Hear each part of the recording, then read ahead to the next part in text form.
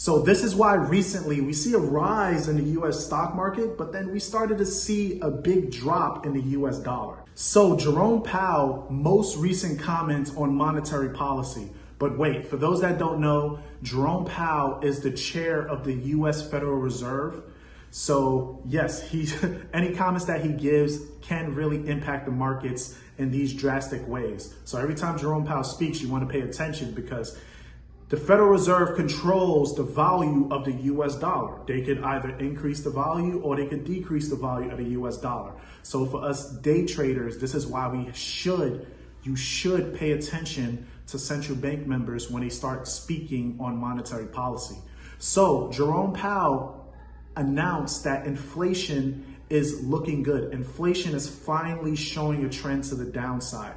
This is what the Federal Reserve wanted this whole entire year, is to start seeing a trend in inflation coming down. Not just one data point showing a decrease, the next data point is stable, it shows the same, the next data point a little rise. No, they wanted to see a trend of inflation coming down.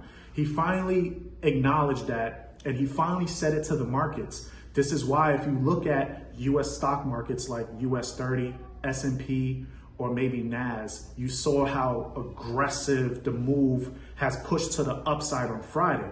This is because now the markets are expecting the Feds to continue to pause rates, leave rates the same, or start looking for rate cuts.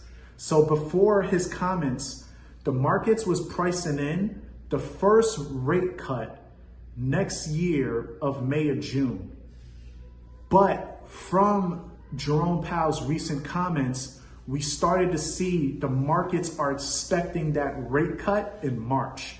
That's why we saw that big drop in the dollar. Again, we saw the rise in US equities. So this was a surprise to the markets. But still, we have to remember the Feds are still data dependent. So what that means is they're still going to be paying attention to US job data. They're still going to be paying attention to the economy, the health of the US economy, and they're gonna still be paying attention to inflation indicators. So just because he said that on Friday, if we get job data coming up, because now if we get NFP for an example, and we get strong NFP numbers, more people are working, that contributes to higher inflation.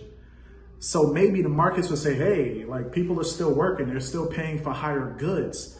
Would that contribute to higher inflation? What would you think? So us as day traders, we have to pay attention to economic data coming up now too. We can't just right now just buy US equities and sell the dollar continuously because that could change. Data changes. And this is exactly what the Federal Reserves pay attention to as well. But let me know what you think. You really think inflation is going to continue on its downtrend heading all the way to 2024? Or do you feel that inflation is going to start rising next year? What is your thoughts? But if we start tracking US inflation indicators like US CPI, we've been seeing the downtrend of inflation data coming all of 2023. So we're seeing that trend actually follow. Also, we've been looking at PCE price index, and that's just another inflation indicator. We've been seeing that also trend to the downside. But the problem is the labor markets. We're still seeing strength in the US labor markets. Remember, earlier this year, the Federal Reserve said, don't be shocked if unemployment numbers go to at least 4.4%, I believe. They expect labor data to be above 4%. We haven't hit those numbers. We're still below 4%. So the labor markets is still strong, it's still tight. That's what's really helping contribute to this strong economy, and it probably will continue to higher inflation.